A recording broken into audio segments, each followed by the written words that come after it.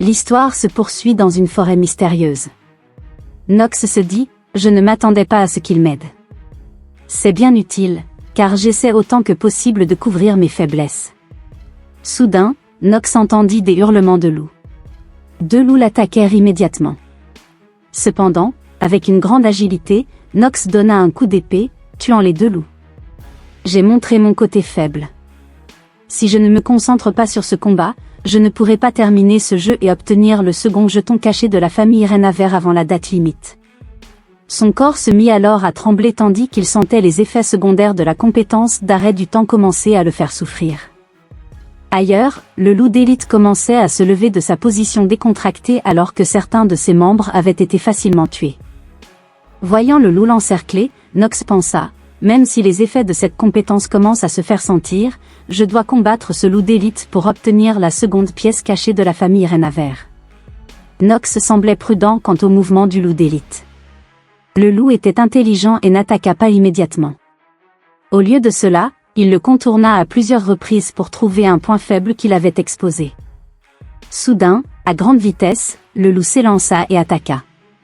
Mais Nox esquiva facilement le coup soudain.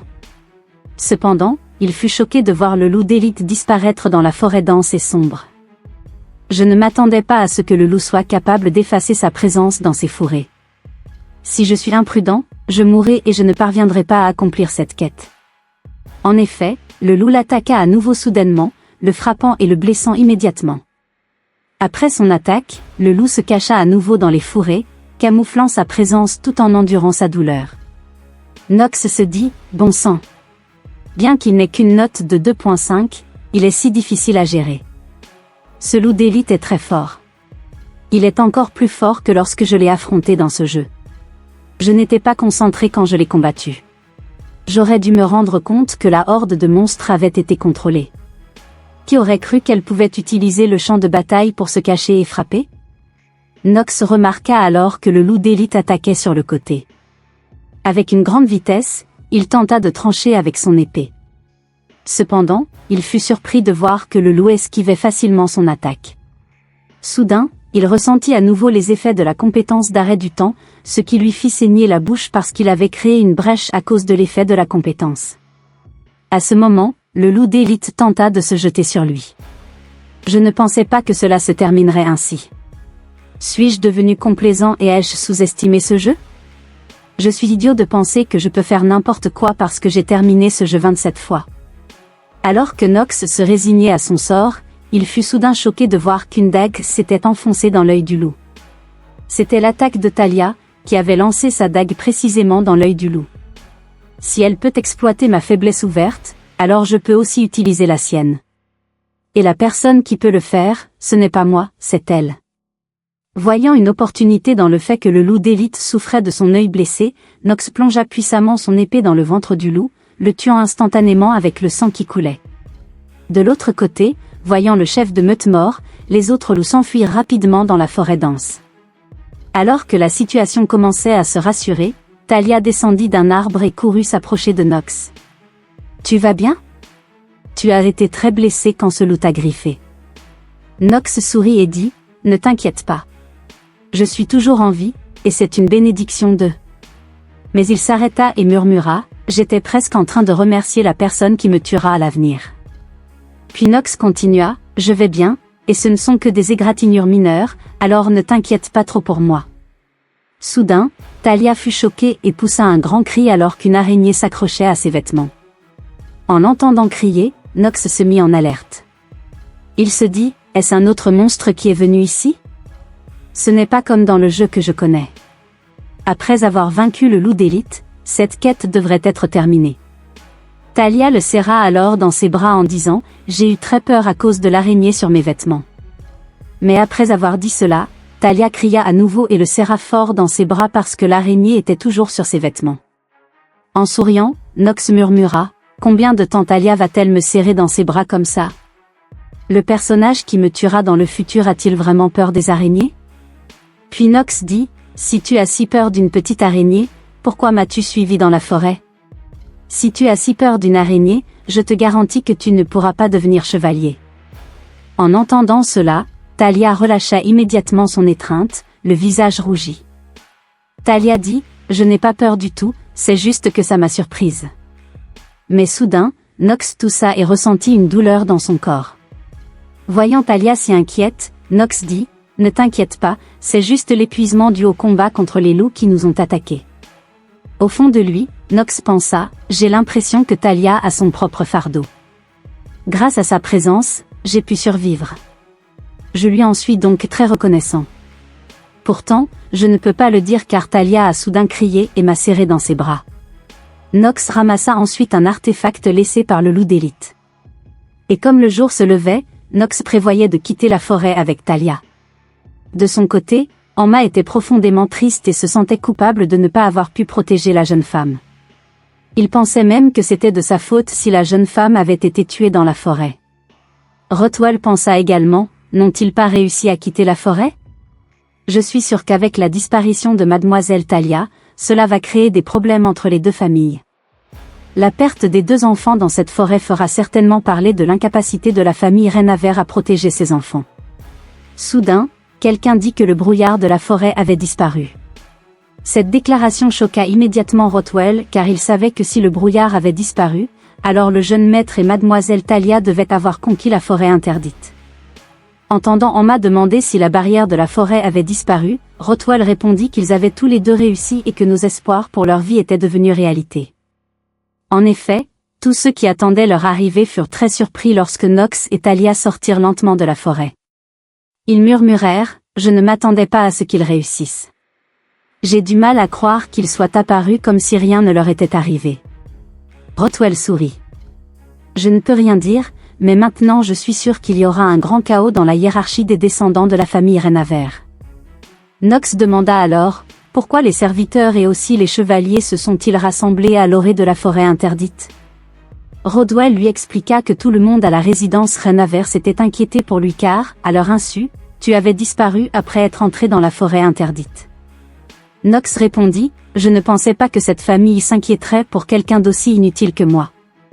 Notre réputation de famille des ténèbres va sûrement être ternie. De l'autre côté, Talia essayait de calmer Emma qui sanglotait parce qu'il s'inquiétait pour sa sécurité. Mais à ce moment, Emma attrapa soudainement Talia en disant, je vais te relire les 71 règles de la famille Stellinor. Voyant Talia qui venait de se résigner et de s'excuser, Emma dit, tu n'as pas à t'excuser car je n'ose pas te blâmer. C'est donc ton père lui-même qui te punira. Nox, qui écoutait leur conversation, murmura, d'après ce que je vois, ce n'est pas une erreur si la servante a la même endurance que Rona. Emma s'est alors approchée de lui et l'a remercié d'avoir protégé Talia dans la forêt. Cependant, Nox dit, même si je n'avais pas l'intention de t'accompagner et de t'aider, je dois te dire ceci, ne te force jamais à porter ton propre fardeau. En entendant ce que Nox disait, Talia resta sans voix, ne sachant que dire car ce que Nox disait était bel et bien vrai. Quelques instants plus tard, Nox retourna dans sa chambre et dit, je ne m'attendais pas à ce que Rothwell et les chevaliers m'attendent. C'est au-delà de mes espérances. Tenant un anneau qu'il avait dans sa poche, il murmura, je me fiche de ce qu'ils font, mais j'ai sûrement obtenu cet artefact. Soudain, une notification statistique de l'anneau apparut. Il y était écrit que l'anneau était un artefact nommé anneau de feu sombre et que la condition pour porter l'anneau était d'être capable d'utiliser le mana sombre. L'effet spécial de l'anneau de feu sombre est le suivant. Lorsque je vaincrai mon ennemi à l'aide de cet anneau, je pourrai voler une infime partie de sa force vitale et la faire mienne. Plus le niveau de mon ennemi est élevé, plus je peux lui voler de force vitale. C'est le seul artefact capable de voler la force vitale de quelqu'un. Cependant, ce n'est pas parce que j'ai cet anneau que je peux vivre plus longtemps. Je sais que la vie d'une personne ne peut pas être prolongée indéfiniment. Et voir l'effet de cet anneau, qui ne peut prendre qu'une petite partie de la force vitale de quelqu'un, signifie qu'il est très difficile de surmonter la grave maladie dont ce corps a souffert. Tout en portant l'anneau, il murmura, « Je dois continuer à lutter et à grandir chaque jour. C'est bien mieux que de vivre sans espoir et d'attendre la mort. Grâce à cet anneau, je sens que ma force vitale et mon mana augmentent lentement. » Nox se rendit alors compte que Rona l'avait observé de derrière la porte. La porte. Nox l'appela alors à entrer dans sa chambre, car Rona avait été surpris. Rona demanda, la vision du jeune maître peut-elle pénétrer quelque chose? En entendant Knox dire qu'il le voyait même si la porte était hermétiquement fermée, surpris, Rona dit, « Cela veut-il dire que tu peux me voir nu?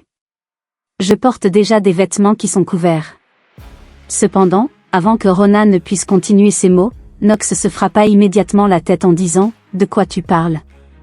Comment pourrais-je faire une chose pareille? » Tout en se frottant la tête, Rona murmura, « Je ne m'attendais pas à ce que le coup de poing du jeune maître soit maintenant plus puissant. Est-ce l'effet de l'entraînement qui l'a suivi? » Ensuite, pour connaître sa force physique, Knox invita Rona à faire un bras de fer.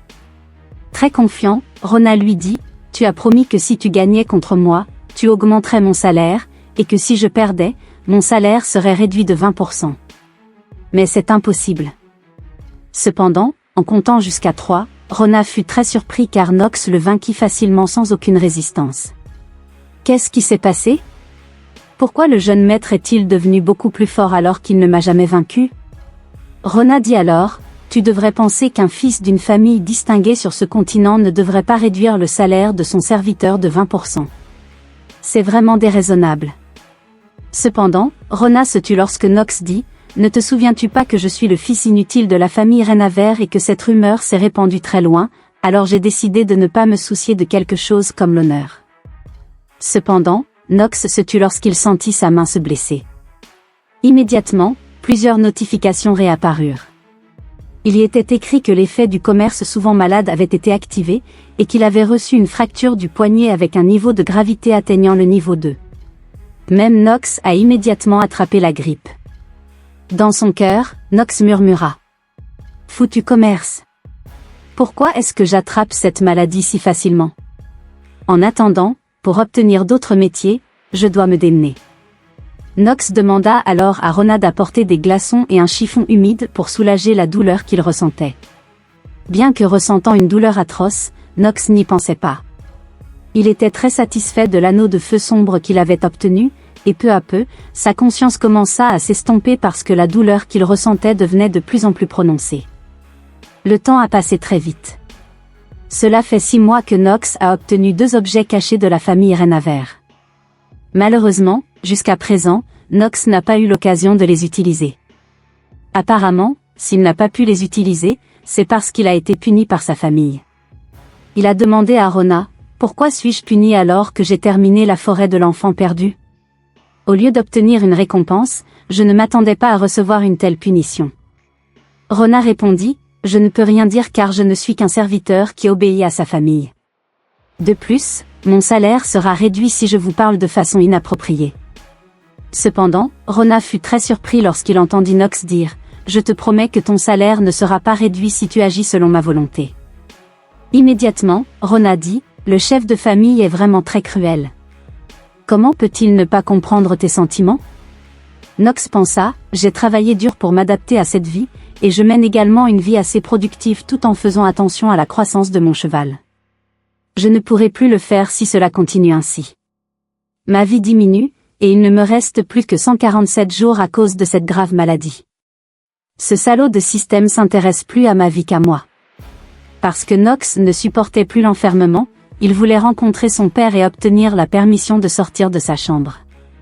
Knox fut alors surpris par le bruit de quelqu'un qui frappait à la porte de sa chambre, et il s'avéra qu'il s'agissait de Rothwell. En saluant, il dit, « Si le jeune maître a été appelé par son père. » En entendant cela, Knox resta silencieux, car il ne s'attendait pas à ce que son père l'appelle, même s'il avait effectivement prévu de le rencontrer à ce moment-là. L'histoire passe ensuite à Theo Renaver, assis dans sa chambre. Il se souvenait de son passé, lorsqu'il avait massacré tous les monstres qui avaient envahi le continent au cours d'une guerre en solitaire. Le regard vif et confiant, il fixait un groupe de monstres qui venaient l'attaquer, et lorsque les monstres l'attaquaient simultanément, il utilisait son épée pour les repousser tous. Même avec une seule attaque, il était capable de tuer tous les monstres. Les monstres venus en groupe et les humains pris au piège la nuit du massacre, j'ai eu l'impression d'un désastre. Un jour, l'un de mes enfants apprendra peut-être à utiliser la grande épée noire. Je ne peux pas compter sur les possibilités. Ce qu'il me faut, c'est une personne au talent certain, car l'une d'entre elles doit me tuer. Peu de temps après, Rothwell vint faire son rapport. Il a dit, si le jeune maître veut bien venir à sa rencontre. En son fort intérieur, Théo se dit, qui aurait pu penser que Nox pouvait achever la forêt interdite? Même moi, je ne sais pas comment la terminer, alors il est normal qu'il reçoive une récompense. Si j'ai tardé à la donner, c'est à cause des objections des disciples de cette famille. Ils ne se contentent pas de croire que Nox, connu comme l'enfant inutile, a changé, mais ils ont aussi lancé une enquête pour s'assurer que Nox a bien terminé la forêt. Je ne peux pas ignorer leur opinion, il est donc normal que le processus d'enquête soit très important. Quelques instants plus tard, Nox vint à sa rencontre et le salua immédiatement. Théo a ouvert la conversation en disant « Je suis sûr que tu comprends que ce que tu as fait était une erreur, mais il est de mon devoir, en tant que chef de famille, de te donner une récompense, même si celle-ci est donnée à quelqu'un d'inutile. Je t'ai fait venir ici pour te parler de la récompense que tu recevras, alors demande une chose, et quelle qu'elle soit, j'exaucerai ta demande. » Nox murmura et n'arrivait pas à croire ce que disait son père. « Je joue à une aire lunatique depuis longtemps, et c'est la première fois que je vois Théo faire un cadeau. D'habitude, il est très strict. Est-ce un piège? Je n'arrive toujours pas à y croire. » Nox demanda alors à son père. Nox voulait s'assurer que ce que disait son père n'était pas un mensonge. Son père répondit fermement, « Quelle que soit ta demande, je te l'accorderai en tant que chef de la famille Renaver. Je m'appuie sur la longue histoire de la famille de l'épée noire. Je pensais qu'il plaisantait et se moquait de moi, mais il s'est avéré qu'il était très sérieux dans ses paroles. » Théo poursuivit, « Mais si votre demande est absurde ou stupide, mon jugement changera également. J'ai confiance en vous, vous n'agirez pas de façon stupide, et comme vous avez été confiné dans votre chambre pendant 6 mois, je vous autorise à quitter ce château. Cependant, il y a une condition à respecter, vous ne devez pas être impliqué dans quelque chose comme ce que vous avez fait auparavant. Gardez à l'esprit que vous êtes l'un des membres de la famille Renaver. » En entendant cela, Nox sourit et supplia son père de lui laisser le temps de réfléchir à la récompense et il lui fut également très reconnaissant de lui avoir rendu sa liberté. Le lendemain, ils se rassemblèrent tous devant le château pour escorter le départ de Thalia. Thalia dit en souriant, « Parce que tu as été accepté à l'académie, j'ai hâte d'y être. Nous nous reverrons à l'académie d'Elidian. » Voyant que le jeune maître ne répondait pas aux paroles de Thalia, Rothwell le réprimanda immédiatement en disant, « Jeune maître, vous ne devriez pas être comme ça si une demoiselle vous a parlé. » À contre-séure, Nox dit, « D'accord, nous nous reverrons si tu es devenu un chevalier et si tu n'es pas à moitié mort de peur en voyant une petite araignée. » Thalia était très embarrassée par les paroles du jeune maître, car le secret qu'elle gardait avait été dit devant de nombreuses personnes. Immédiatement, Thalia donna un coup de poing dans l'estomac de Nox, le faisant souffrir. Cependant, d'un ton hautain et plein de confiance, Thalia dit, « D'après ce que tu as dit, je reviendrai si je suis vraiment devenu un chevalier. Alors, prépare-toi à ce jour. » Au fond de lui, Nox pensa, « Va-t-elle vraiment me tuer lors de la prochaine rencontre? Je n'en sais rien. Est-ce une menace? » Puis, tout en observant leur départ, Nox se dit, « Un fauteur de troubles est parti, mais d'une certaine manière, j'ai commencé à m'habituer à cette vie étrange. Je ne sais pas trop ce que je ressens, mais j'aime vraiment ça. » Soudain, une notification réapparut, où il était écrit que sa durée de vie actuelle n'était plus que de 146 jours, et cela fit sentir à Nox qu'il n'avait pas beaucoup de temps pour se détendre, à part faire quelque chose pour surmonter cela. Quelques jours plus tard, Rona dit, « Si le jeune maître a un nouveau serviteur. » Peu de temps après, Rothwell vint à sa rencontre. Il dit, « Si l'Académie d'Alidian a envoyé un serviteur d'entraînement pour l'aider. » Tout en présentant ses respects et ses salutations, elle dit, « À partir de maintenant et à l'avenir, je serai votre servante personnelle, et je m'appelle Jitril Lavilia. » Nox remarqua alors ses statistiques, il s'avère qu'elle a un assez bon niveau d'endurance et de force, mais la compétence passive qu'elle possède est une espionne pour le surveiller sur ordre de son père.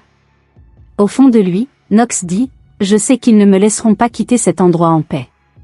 C'est pourquoi il a envoyé un espion pour me surveiller. » Voilà, tout le monde est d'accord. C'est assez pour l'histoire de ce manoir. Attendez les nouvelles vidéos et à bientôt.